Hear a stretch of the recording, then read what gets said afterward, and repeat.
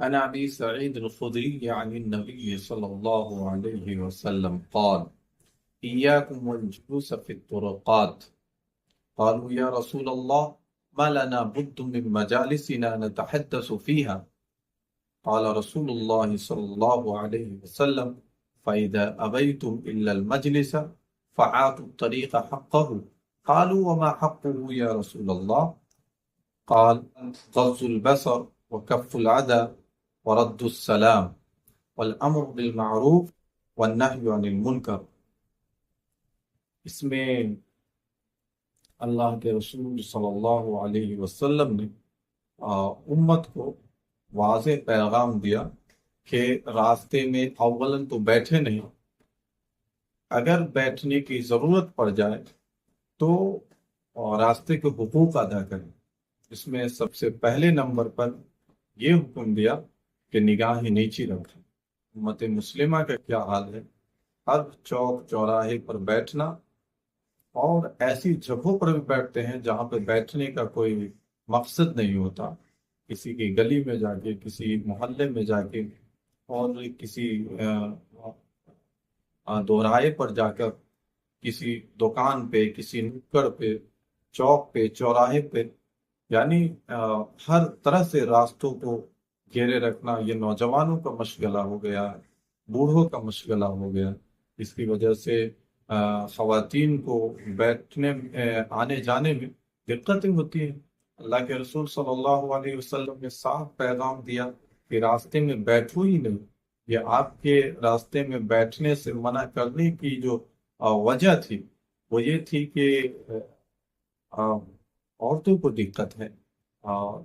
جب ظاہر ہے کہ آدمی راستے میں بیٹھے گا تو جو خاتون ہے جو چاہتی ہے کہ ہمیں کوئی نہیں دیکھے، وہ آئیں گی، جائیں گے، ان پر ان کی نگاہیں پڑیں گی اور ان کے لیے آنا جانا دشوار ہوگا، ان کو دقت ہوگی۔ اس وجہ سے اللہ کے رسول صلی اللہ علیہ وسلم نے منع فرمایا کہ راستے میں نہ بیٹھو۔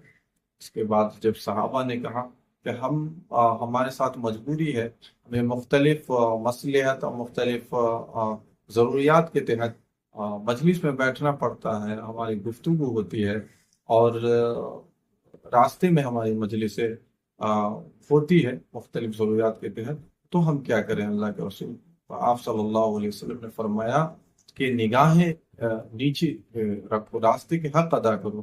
راستے کے حقوق کے بارے میں جب صحابہ نے پوچھا کہ راستے کا حق کیا ہے، حقوق کیا ہے، آپ نے کہا نگاہیں نیچے رکھو۔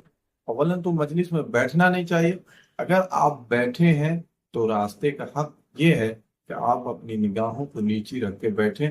اگر ایسا کر سکتے ہیں تو بیٹھیں، نہیں تو بیٹھنے سے گریز کریں۔ دوسرے نمبر پر آپ صلی اللہ علیہ وسلم نے فرمایا وَكَفُّ الْأَذَىٰ، تکلیف دہ چیز کو راستے سے ہٹانا۔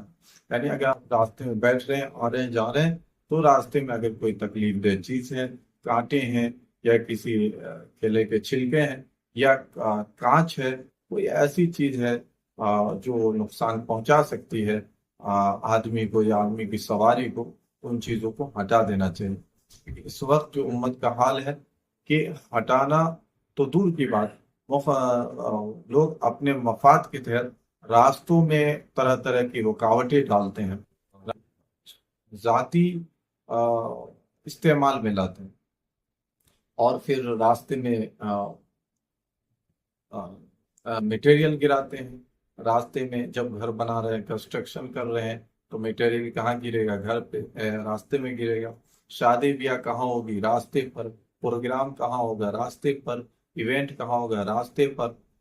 دنیا بھر کی تمام چیزیں راستے پر ہی کرنا، انہیں لگتا ہے کہ یہ تو مطلب ہماری پراپرٹی ہے، اور اس کو وہ جس طرح چاہتے ہیں راستے کو استعمال کرتے ہیں۔ جو دکان لگاتے ہیں وہ راستے کی طرف دکان کو بڑھا دیتے ہیں، جس کی وجہ سے ٹریفک کا نظام غلط ہوتا ہے اور خراب ہوتا ہے۔ اسی طریقے سے اس کے زمرے میں، کف الاذی کے زمرے میں، ہر وہ چیز شامل ہے، ہر وہ چیز شامل ہے جو انسان کو تکلیف میں دے۔ اب تصور کریں کہ آپ کو راستے پر کوئی پروگرام کر رہے ہیں، یا آپ راستے پر کوئی ایسی چیز، کوئی مٹیریل گرائے ہوئے ہیں کنسٹرکشن کا، یا پھر راستے میں آپ کو راستے کو گھیر کر کچھ اپنا ذاتی کام کر رہے ہیں تو اس سے نقصان یہ ہوگا کہ کوئی آدمی ہے جس کو بہت ضرورت ہے میڈیکل جانوں کی، جس کو بہت ضرورت ہے کسی اہم کام کے لیے، ایمرجنسی ہے، اور کوئی بچہ امتحان دینے جا رہا ہے. اب سوچیں کہ آپ کی وجہ سے اگر تاخیر ہوتی ہے، وہ اپنے گھر سے وقت لے کر چلا ہے، اگر آپ کی وجہ سے تاخیر ہوتی ہے، اس کا نقصان ہوتا ہے، تو اس کے ذمہ دار آپ ہیں. اس لیے راستے کو روک کر ان سب چیزوں سے ان سب چیزوں کا استعمال کرنے سے گریز کرنا چاہیے. راستے پر بعض لوگ دکان لگا دیتے ہیں، راستے پر میلے ٹھیلے لگاتے ہیں. ان سب چیزوں سے آپ صلی اللہ علیہ وسلم نے منع فرمایا. راستے کے جو باہر کی جگہ ہیں اس پر آپ کچھ بھی کر سکتے ہیں، لیکن جو راستہ راہگیروں کے آنے جانے کے لیے بنایا گیا اس سے گریز کرنا چاہیے، اس کو ذاتی استعمال میں لانے سے، کیونکہ وہ راہگیروں کے لیے، وہ کسی قوم، کسی مذہب اور کسی ذات یا فرد کے لیے نہیں، وہ عام راہگیروں کے لیے. بسا اوقات جس گاؤں سے وہ راستہ گزرتا ہے، ممکن ہے کہ وہاں اس راستے پر چلنے والے صرف اس گاؤں کے نہیں بلکہ دوسرے علاقے کے لوگ ہوں، دوسرے ضلع کے لوگ ہوں. بسا اوقات ایسا بھی ہوتا ہے کہ دوسرے ملک کے لوگ آپ کے راستے سے گزرتے ہیں، تو پتہ چلا کہ راستہ اور کسی کا ذاتی نہیں ہوتا، یا کسی گاؤں کا نہیں ہوتا، کسی علاقے کا نہیں ہوتا، بلکہ پوری انسانیت کا راستہ ہے، پورے جماعت کا، پوری قوم کا راستہ ہے، پوری ملت انسانی کا راستہ ہے، تمام لوگوں کا راستہ ہے. اب اگر آپ کی وجہ سے رکاوٹ آتی تو انسانیت کے ساتھ آپ کا ظلم ہے. اور اگر اس کے ساتھ کوئی دقت ہوتی ہے، پریشانی ہوتی ہے، اس کے دل میں تکلیف ہوتی ہے، تو یقیناً قیامت کے روز آپ مسئول ہوں گے، آپ سے پوچھا جائے گا. ان سب چیزوں کو لوگ معمولی لیتے ہیں، اور لیکن احادیث میں آپ صلی اللہ علیہ وسلم نے ان چیزوں سے جب منع فرمایا تو اس سے گریز کرنا چاہیے. اسلام کوئی چند چیزوں کے مجموعے کا نام نہیں ہے، بلکہ زندگی کے تمام مرحلوں میں اسلام نے رہنمائی کیا ہے، اور راستے کے حقوق بھی آپ صلی اللہ علیہ وسلم نے بتایا ہے. اگر آپ صلی اللہ علیہ وسلم کے فرمان کے مطابق اگر یہ امت عمل کرے گی، تب دوسری قوموں کو یہ پیغام جائے گا کہ اسلام کتنا خوبصورت دین، اسلام کیا سکھاتا ہے، اسلام کیا بتاتا ہے. تب لوگ یعنی زبان حال سے اگر آپ اسلام کو ریپرزینٹ کریں گے، تب لوگوں کے دلوں میں اسلام کی سچائی، اسلام کی اچھائی لوگوں کے دلوں میں آئے گی. لیکن ہم دوسری قوموں کا سیکھا سیکھی اور دیکھا دیکھی، اور جس طریقے سے دیگر قومیں راستے کا غلط استعمال کرتی ہے، راستے پر پٹاخے پھوڑنا، اور راستے پر ہولی کے لیے لکڑی جلانا، اور پٹاخے پھوڑنا، اور شادی بیاہ میں راستے کو جام کرنا، دیگر قوموں کا جو رسم و رواج ہے، جو غلط ہے، انسان کو تکلیف میں ڈالنے والے یہ سب رسم و رواج ہیں، اور جس کی وجہ سے انسان حادثے کا شکار ہو جاتا ہے. کئی تہوار ہیں دوسری قوموں کے جس میں پٹاخے پھوڑے جاتے ہیں. اب ظاہر ہے کہ پٹاخہ پھوڑا جائے گا تو ظاہر ہے کہ اس سے اگر کوئی آدمی کا نقصان ہو جاتا ہے، کوئی مر جاتا ہے، کسی کو زخم لگ جاتا ہے، تو کتنا بڑا نقصان ہے ملت کا. چلنے والے راہگیروں کو نہیں پتا کہ میرے ساتھ یہ حادثہ ہونا ہے. تو راستے کو ہر طرح سے تکلیف سے بچانے کے لیے سوچنا چاہیے دیگر قومیں کیا کر رہی ہیں، ہم صحیح اسلام کو ریپرزینٹ کریں. ہمارا اسلام کیا کہتا ہے؟ ہمارا اسلام وہ تمام چیزوں سے منع کرتا ہے جو راستے میں تکلیف کا سبب ہو. اگر ہماری راستے میں عبادت کرنا، راستے کو روک کر عبادت کرنے میں اگر لوگوں کے ساتھ دقت ہے، تو ہمیں راستے پر عبادت کرنے سے بھی گریز کرنا چاہیے.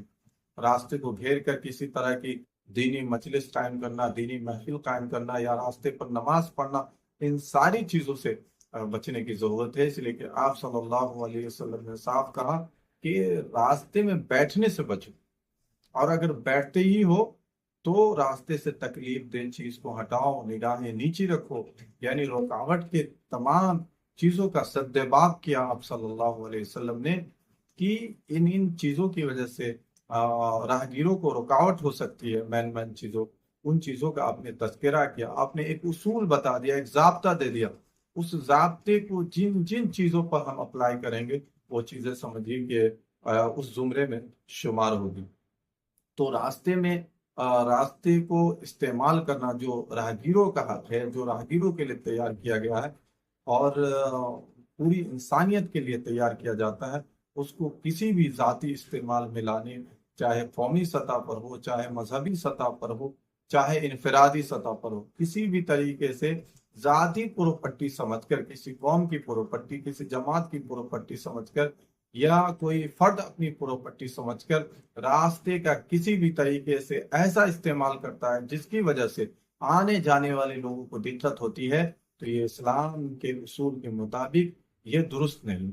آپ صلی اللہ علیہ وسلم نے اس سے منع فرمایا، اور آپ نے کہا کہ یہ راستے کا حق ہے، جب حق ہے تو حق ادا کرنا ضروری ہے، اور یہ تعلیمات مسلمانوں کو دیا، اس لیے اگر کوئی قوم کرے نہ کرے، اگر دوسری قومیں راستے میں واویلا کرے، شور مچائے، ہنگامہ کرے اور پٹاخے پھوڑے یا لکڑیوں میں آگ لگائے، جتنی بھی چیزیں کرے، وہ ان کے پاس کوئی دستور نہیں ہے، ان کو ایسا سمجھایا نہیں گیا، یا ان کے مذہب میں یہ چیزیں ہیں لیکن اس پر وہ عمل نہیں کر رہے۔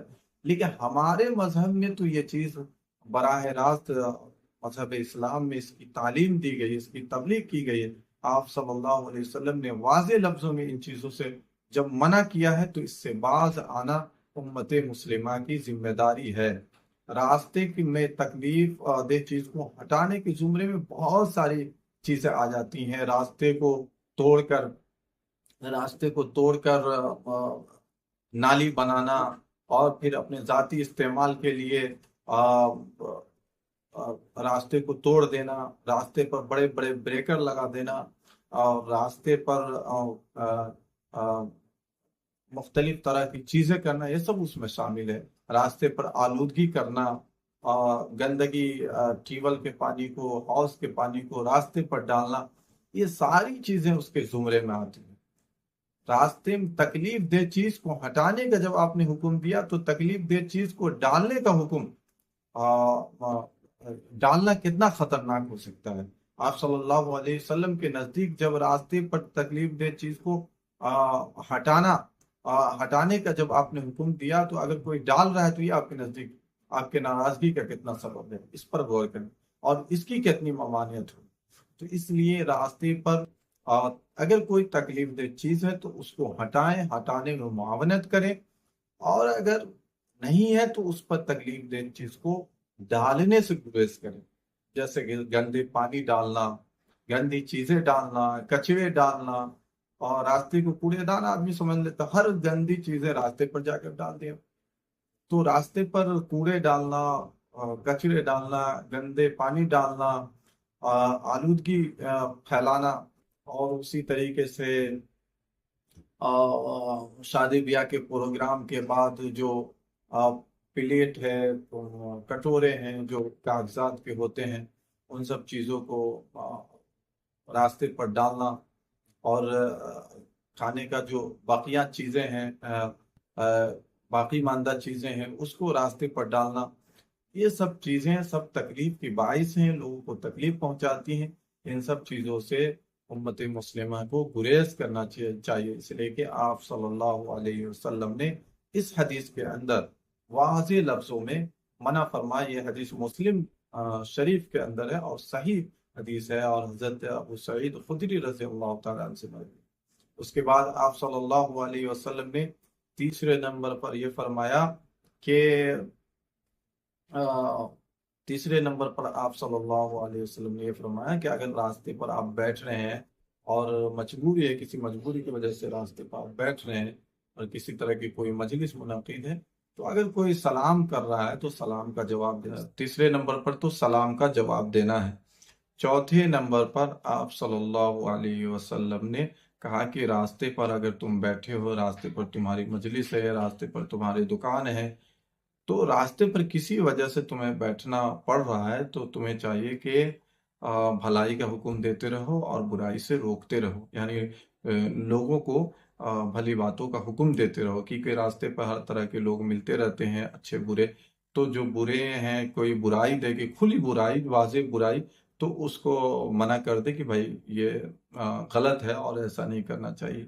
और अच्छी बात का भी तबलीग करते रहें, क्योंकि लोग मुलाकात नहीं होते हैं। मुलाकात का बहुत बड़ा जरिया है कम्युनिकेशन का रास्ता, या रास्ते की जो मजलिसें हैं या दुकान है, मार्केट है, यहाँ पर जब लोग मुख्तलिफ पर्पस के लिए जाते हैं, वहाँ उनकी मजलिसों में बिजनेस डील होता है, बहुत तरह के मामलात होते हैं।